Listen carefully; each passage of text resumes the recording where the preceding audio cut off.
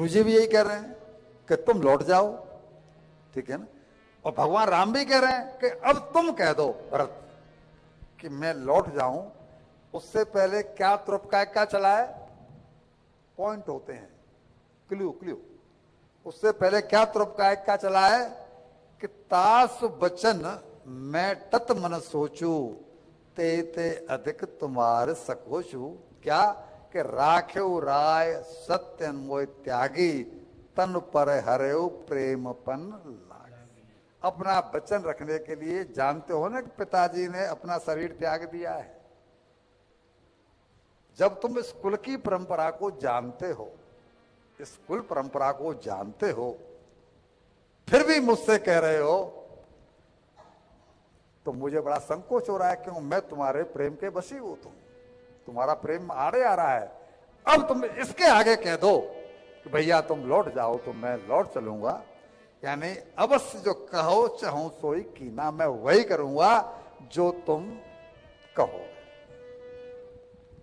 हालांकि वो यह स्वीकार करते हैं कि उनके मन में महाराज श्री दशरथ के प्रति आदर का भाव था, पर सामने से दोनों बात हमने आपको जैसे क्लियर की।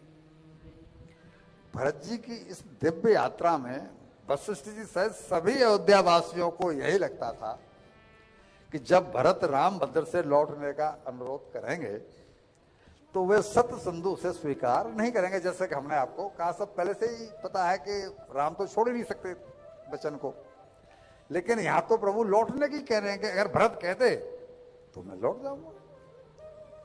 तो सब आश्चर्यचकित हो गए, सब भौचक्के सोना देखने लगे, आज अचानक हुआ क्या है, ये तो तैयार दिखाई पड़ रहे हैं लौटने के लिए। तो देवता लोग घबरा उठे, देवता लोग घबरा उठे कि जी तो हमने इतना लंबा चौड़ा चक्कर चलाया और राम जी तो लौटने को तैयार हो गए। किंतु दोनों के हर्ष और विषाद व्यर्थ सिद्ध हुए। देवता लोग घबराए और अयोध्यावासी खुश हुए। क्या कि भरत जी तो लौटाने आए ही हैं, तो वो तो कह ही रहेंगे हाँ लौट जाओ, वो तो कहेंगे। देवता इसलिए नाखुश हो रहे हैं, घरे अगर ये लौट गए तो हमारा काम कैसे होगा। तो न तो हर्ष का चला न विषाद का, विषाद भी व्यर्थ हो गया, क्योंकि राम जी तो पहले ही कह चुके थे कि तात तुम्हें मैं जानू ने के करऊं का असमंजस जी के। हे भरत, मैं तुम्हें भले ही प्रकार जानता हूं कि तुम ऐसा कुछ कहोगे ही नहीं। मेरे मन में कोई असमंजस नहीं है कि तुमने कहीं कह दिया तो मेरे वजन का क्या होगा। ये असमंजस है कि नहीं है। अगर मैंने कह दिया तू कह देगा तो मैं लौट जाऊंगा, लेकिन मेरे मन में असमंजस नहीं है। क्यों कि मुझे पता है मैं तुम्हें भली प्रकार जानता हूं।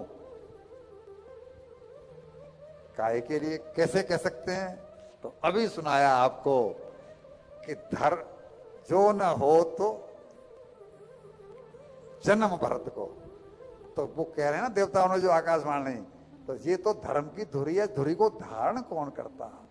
तो आप तो धर्म के विरुद्ध कोई बात भरत कह ही नहीं सकते, कहो मैं लौट जाऊंगा। यहां कोई ऐसा सोच सकता है कि प्रभु तो भरत के कहने पर धर्म और सत्य दोनों का त्याग करने को राजी हो गए, क्लियर जैसे हमने कहा, लेकिन नहीं, कदापि नहीं। क्योंकि बताया रामो विग्रहवान धर्म, साक्षात धर्मी तो राम बनकर के अवतरित हुए हैं, यानी उन्हें तो धर्म का साक्षात रूप माना ही गया है। और यही सूत्र रामायण का मूल मंत्र है, यही सूत्र तो रामायण का मूल मंत्र है। भगवान राम जब भरत से यह कहते हैं कि तुम्हारे कहने पर मैं लौट जाऊंगा, तो यहां उनका तात्पर्य है कि भरत तुम्हें सत्य और असत्य के बीच में से किसी एक का चुनाव करना है। तुम्हें सत्य और असत्य के बीच में से किसी एक का चुनाव करना है। मेरा सत्य बचे या तुम्हारा। बात कहां पहुंच गई कि या तो तुम अपने सत्य को बचा लो, या तुम, क्योंकि तुम जो करवाने जा रहे हो वो रघुकुल की रीति नहीं। जो मेरा सत्य है, मैं जो करने जा रहा हूं वो रघुकुल की रीति है। अब तुम देख लो कि मेरा सत्य बचे या तुम्हारा। मैंने तो निर्णय कर लिया है कि तुम्हारा सत्य बचना चाहिए। प्रबल प्रेम के पाले पड़कर प्रभु को नियम बदलते देखा। मेरा मान भले घट जाए पर भक्त का मान न चलते देखा। मैं तैयार हूं, मैं अपने सत्य को छोड़ने को तैयार हूं। लोग कहेंगे कि सत्य सिंधु भगवान राम, और अपने वचन को तोड़ करके वापस लौट गए, तो शायद हृदय में सुखों की कामना होगी। मैं सह लूंगा, मैंने फैसला कर लिया है कि मेरा नहीं तुम्हारा सत्य बचना चाहिए। भगवान श्री कृष्ण के सामने भी यह समस्या तब आई थी जब उन्होंने पहले भीष्म पितामह से प्रतिज्ञा कर ली थी, जो हमने आपको सुनाया।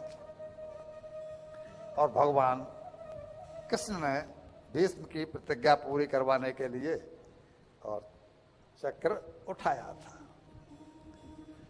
तो उन्होंने भी यही कहा था, भगवान कृष्ण ने भी, कि मैं आपके सत्य की। तो ऐसा करके उन्होंने असत्य को नहीं बल्कि सत्य को ही जिताया था, पर दूसरे के सत्य को।